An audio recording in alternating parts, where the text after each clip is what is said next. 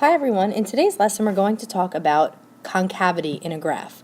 So if you see here we have a graph that's increasing, then decreasing, then increasing. So at some point, this inflection point, the graph is changing from concave down to concave up. So concave up means the graph is headed upward. Concave down means the graph is headed downward. So concavity is where the graph is headed. It's headed down this way, then it's headed up this way. And this inflection point is where it changes the concavity. So it's going from concave down. Now here it starts to change to go to concave up.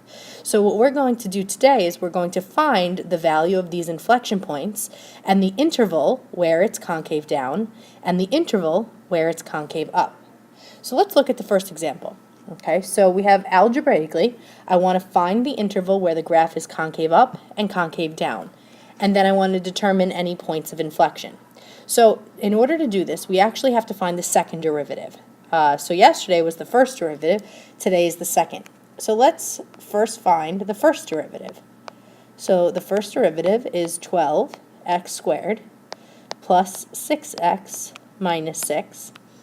And we're going to need to find the second derivative, which is 24x plus 6. Now, just like we did yesterday, we're going to set the second derivative equal to 0, 24x plus 6, and solve.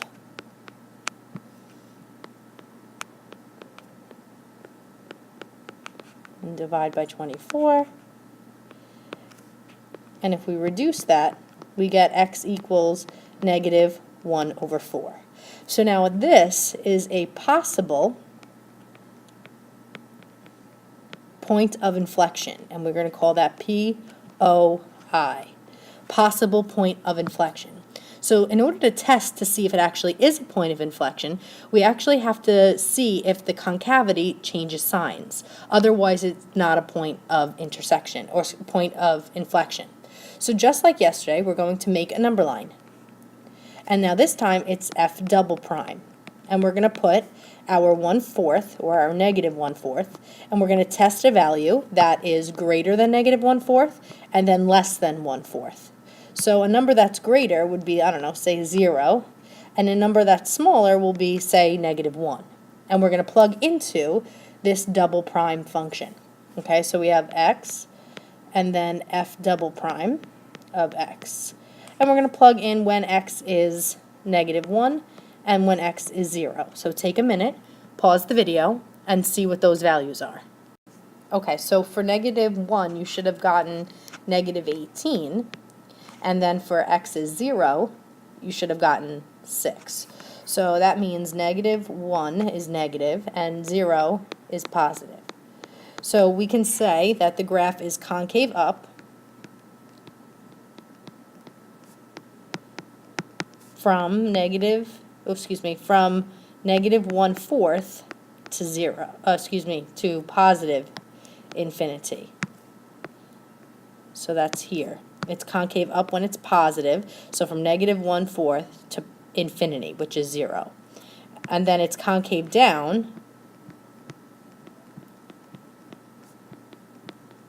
from negative infinity to negative 1. So since the concavity changes here and here, it's negative to positive, then this x equals negative 1/4 is an actual point of inflection. So my point of inflection is negative 1/4, comma.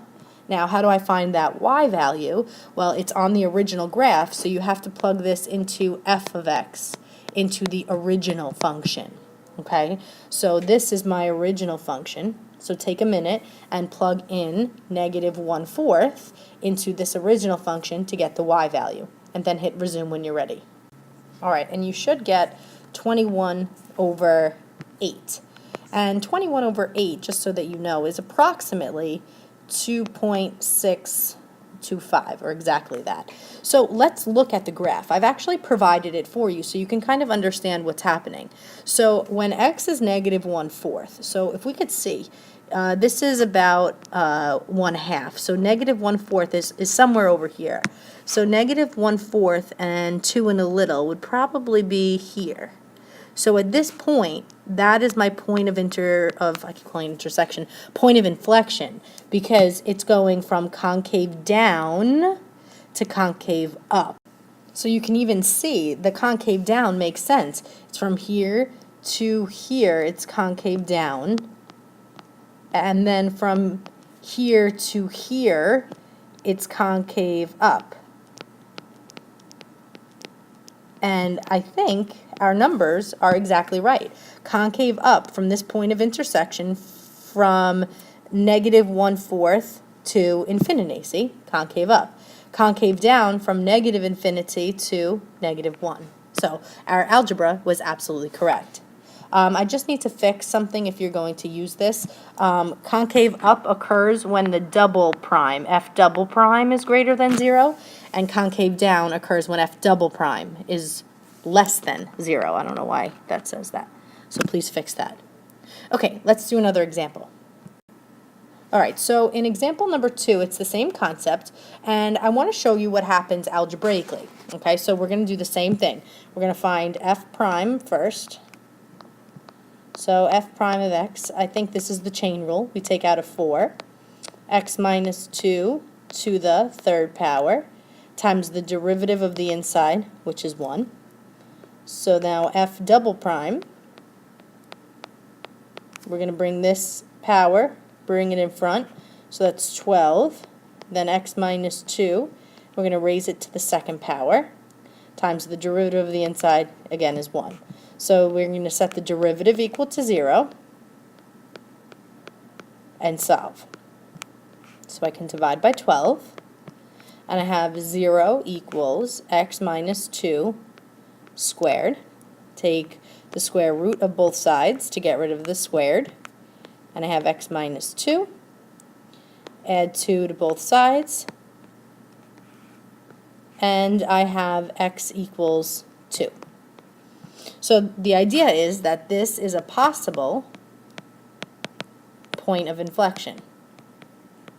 And again, same concept as before, we need to make ourselves an f double prime chart, and we're going to put 2 right in the middle, and we're going to test a value left, let's say 1, and a value right, let's say 3. So x and then f double prime. So we're going to test 1 and 3. So take a minute and plug that into this function, your f double prime, to see what those values will be, and then hit resume when you're ready. Okay, you should have gotten that at x is 1, it's 12, and as x is 3, it's 12. So they're actually both positive. So what that means is the concavity is positive all the way through. So since I'm not changing the concavity, meaning I'm not going from negative to positive or positive to negative, this x equals 2 is actually not an inflection point. So what we can say here, the conclusions that we can make, is that it is always concave up.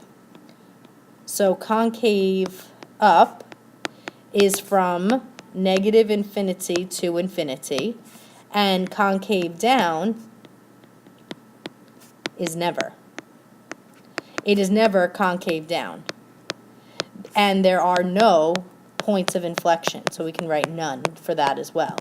And graphically, what that means is that this point at 2, you can kind of see it, it's right here. It's not changing. This whole thing is concave up. Its concavity is not changing. It's not changing direction at all. So this was a good example of something that this possible point of inflection, it actually didn't work out. So there are no points of inflection. Okay, that is it for tonight. If you have any questions, please jot them down and bring them into class tomorrow. Okay, have a good night.